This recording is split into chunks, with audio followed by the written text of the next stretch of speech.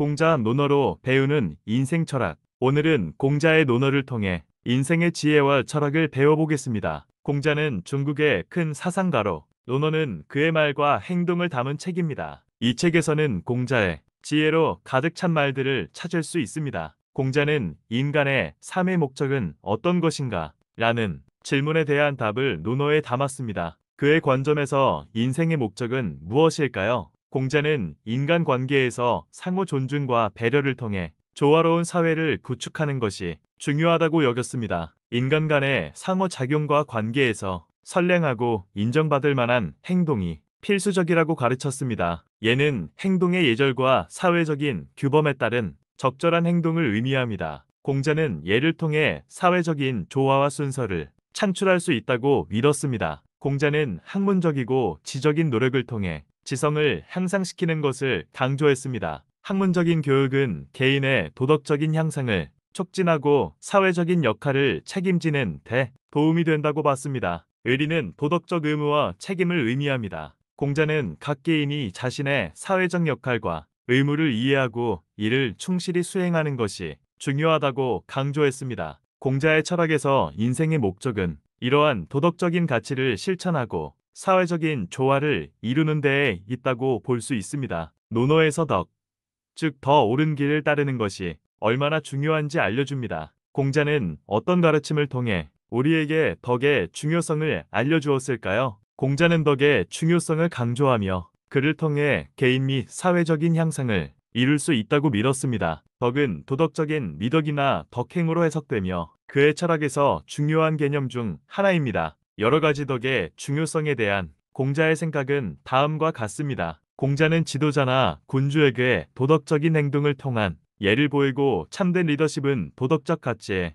기반해야 한다고 주장했습니다. 그는 지도자가 민중에게 도덕적인 모범을 제시해야 한다고 믿었습니다. 덕은 인간관계에서 상호 존중, 배려, 인정, 정의 등의 덕덕한 특성을 의미했습니다. 인간 간의 상호작용에서 덕을 갖추는 것이 중요하며 이는 가족, 사회, 직장 등 다양한 관계에 적용됩니다. 얘는 사회적인 규범과 예절을 의미하며 덕과 함께 인간이 사회 속에서 어떻게 행동해야 하는지에 대한 기준을 제시합니다. 덕과 예의를 갖춘 행동은 사회적인 조화와 순서를 이루는 데 기여한다고 봤습니다. 공자는 교육을 통해 개인의 덕을 강화하고 사회적 책임을 이해하는 데 도움이 된다고 봤습니다. 지성과 덕을 함께 강조하여 교육을 통해 인격의 완성을 추구하고자 했습니다. 덕은 공자의 철학에서 핵심적인 개념 중 하나이며 그의 교리와 행동의 기준으로 삼아야 할 도덕적인 품성을 나타내는 중요한 가치로 여겼습니다. 공자의 논어에 나오는 예와 의는 각각 예절과 정의에 대한 중요한 가르침을 담고 있습니다. 이들 가르침이 우리의 삶에 미치는 영향은 크며 사회적 조화와 개인적 성장에 도움이 되는 가치를 제공합니다. 예절은 사회적 상호작용에서 중요한 역할을 합니다. 적절한 예절을 갖춘 행동은 상호 존중과 조화로운 사회를 형성하는 데에 기여합니다. 예를 통해 사회 구성원들 간의 상호 존중과 이해가 증가하며 갈등이 감소할 수 있습니다. 가족이나 직장에서의 상호작용에서 예절을 유지하면 존중과 신뢰가 쌓이고 원활한 의사소통이 가능해집니다. 이는 가족 내에서의 화목한 관계와 직장 내에서의 협력과 조화에 긍정적인 영향을 미칩니다. 의는 도덕적 가치와 정의를 의미하며 리더십에서 이를 강조하는 것은 중요합니다. 도덕적 리더십은 조직이나 사회에 책임 있는 리더를 통해 창출되며 이는 조직의 품성과 긍정적인 영향력을 높입니다. 정의를 중시하면 공평하고 정의로운 인간관계를 형성할 수 있습니다. 각 개인이 자신의 책임과 의무를 이해하고 다른 사람들과 공평하게 상호작용하면 상호 존중과 신뢰가 쌓이게 되어 인간관계의 품격이 높아집니다. 이러한 가르침은 공자가 추구한 가치 중 하나로 예절과 정의를 갖춘 삶은 개인적인 성장과 사회적인 조화를 도모하는 데 도움이 됩니다. 공자의 논어에서 나온 이러한 가르침은 여전히 도덕적인 지침으로 여겨지며 여러 문화에서도 유용하게 적용되고 있습니다. 공자는 자기 통제와 통찰력에 대한 중요성을 강조했습니다. 어떻게 하면 자기를 통제하고 더 나은 통찰력을 갖출 수 있을까요? 공자는 자기 통제와 통찰력을 향상시키는 것을 중요하게 여겼습니다. 이를 통해 더 나은 인격과 리더십을 발전시킬 수 있다고 믿었습니다. 자기 통제를 강화하려면 자신의 가치관, 행동 패턴, 감정 등을 깊이 이해하는 것이 중요합니다. 꾸준한 성찰을 통해 자신의 강점과 약점을 파악하고 어떤 상황에서 특정한 반응을 보이는지 이해할 수 있습니다. 공자는 예절과 규율적인 행동을 통해 자기 통제를 향상시킬 것을 제안했습니다. 자신을 통제하고 상황에 따라 적절한 행동을 취하는 것은 성숙한 인격의 특징입니다. 학문적인 지식과 교양적인 향상을 통해 통찰력을 높일 수 있습니다. 지적, 호기심을 유지하고 다양한 분야에서 지식을 쌓아 나가는 것은 자기 통제와 통찰력을 향상시키는 데 도움이 됩니다. 자기 통제를 향상시키려면 계속해서 자기 교육과 성장을 추구해야 합니다. 새로운 경험을 통해 자기를 발전시키고 어려움에 직면했을 때도 긍정적인 자세를 유지하며 극복해 나가는 것이 중요합니다. 다양한 사람들과의 상호작용은 자기 통제와 통찰력을 향상시키는 데 기여합니다. 타인의 의견을 경청하고 존중하면서 자신의 생각과 감정을 표현하는 방법을 배우게 됩니다. 명상과 같은 내적 수련은 마음을 진정시키고 통찰력을 증진시킬 수 있는 방법 중 하나입니다. 자주 명상을 실천하여 내적 평화를 찾고 감정을 조절하고 자기 통제를 향상시킬 수 있습니다. 이러한 노력을 통해 자기 통제와 통찰력을 향상시키면 공자가 추구했던 지혜와 인격의 발전에 한 걸음 더 나아갈 수 있을 것입니다. 공자는 논어를 통해 가족과 친구, 그리고 사회적 관계에 대한 가르침을 제시했습니다. 공자는 가장 중요한 도덕 가치 중 하나로 부모에 대한 효도를 강조했습니다. 공자는 자녀가 부모에게 예의를 지키고 부모의 의견을 존중하며 돕는 것이 중요하다고 말했습니다. 효는 가족 관계에서의 상호 존중과 정을 의미하며 이는 가족 간의 조화와 안정에 기여합니다. 공자는 형제 간의 화목한 관계를 강조했습니다. 공자는 형제 간에는 상호 존중과 협력이 필요하며 가족 내에서 화목한 분위기가 유지되어야 한다고 논했습니다. 공자는 우정의 중요성을 강조했습니다. 공자는 친구와의 관계에서도 예의를 지켜야 하며 서로의 선량한 행동에 영감을 받아 나가야 한다고 가르쳤습니다. 선량한 친구들과 함께 지내면서 상호 간의 영향력을 통해 성장하고 발전할 수 있다고 봤습니다. 공자는 개인이 자신의 행동에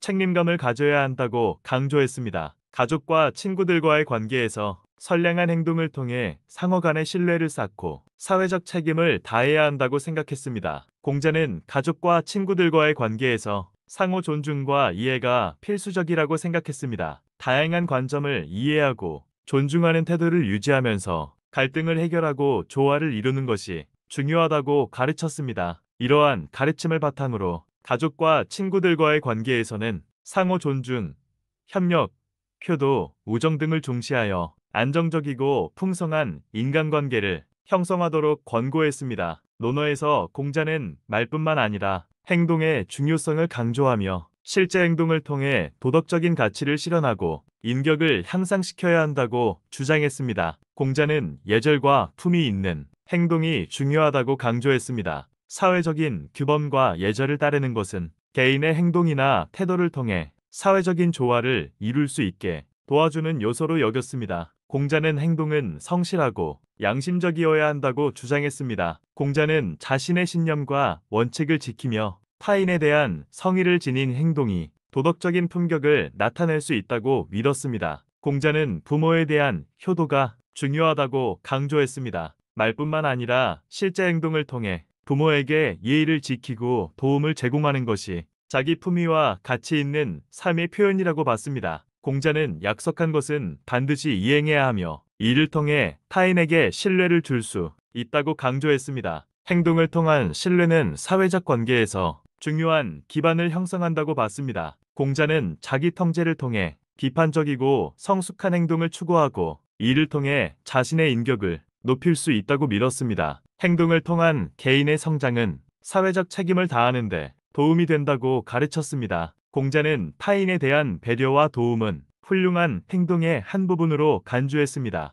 공자는 타인을 돕고 배려하는 행동이 사회적 조화를 이루고 상호 존중을 증진시킨다고 믿었습니다. 이러한 행동의 원칙을 통해 공자는 말뿐만 아니라 제 행동을 통해 도덕적인 가치를 실현하고 개인과 사회적인 조화를 이루는 데 중점을 두었습니다. 공자는 세계와 조화를 이루는 방법에 대해 다양한 가르침을 제시했습니다. 예는 인간 간의 예절과 상호 존중을 의미합니다. 공자는 예절을 지키고 상호 존중하는 행동을 통해 인간 관계에서 조화를 이룰 수 있다고 믿었습니다. 예절과 상호 존중은 갈등을 예방하고 효과적인 소통을 통해 조화로운 인간관계를 형성하는 데 기여합니다. 공자는 지성을 향상시키고 진리를 추구하는 것이 조화로운 사회를 창출하는 기반이 된다고 봤습니다. 선량하고 지혜로운 행동은 사회적 조화를 이루는 데에 중요한 역할을 합니다. 자기 통제와 도덕적인 행동은 공자가 세계와 조화를 이루는 데 필수적이라고 여겼습니다. 개인이 자신을 통제하고 도덕적인 가치를 실천함으로써 사회 전체에 긍정적인 영향을 미칠 수 있다고 믿었습니다. 공자는 평화로운 리더십과 정부의 역할이 사회적인 조화를 이루는데 중요하다고 강조했습니다. 지도자와 정부는 예절과 공정한 통치를 통해 사회의 안정과 조화를 촉진해야 한다고 봤습니다. 자연의 원리를 이해하고 그에 순응하는 태도가 조화를 이루는데 도움이 된다고 생각했습니다. 공자는 자연의 원리를 따르며 삶을 살면 인간은 세계와 조화를 이룰 수 있다고 믿었습니다. 개인의 지속적인 교육과 성장이 조화로운 사회를 형성하는 데 도움이 된다고 생각했습니다. 학문적인 노력과 개인적 성장은 지혜와 인격을 향상시켜 더 조화로운 세계를 창출할 수 있다고 가르쳤습니다. 이러한 원칙을 통해 공자는 세계와 조화를 이루기 위해서는 예절, 지혜, 도덕적 행동, 정부의 역할, 자연과의 조화 등 다양한 측면에서 노력해야 한다고 가르쳤습니다. 오늘은 공자의 논어를 통해 인생의 다양한 주제를 통해 우리의 삶에 적용해 볼 수 있는 교훈들이 많이 있었죠? 이 영상이 마음에 드셨다면 구독과 좋아요 부탁드립니다. 구독과 좋아요는 영상을 제작하는 데 큰 도움이 됩니다.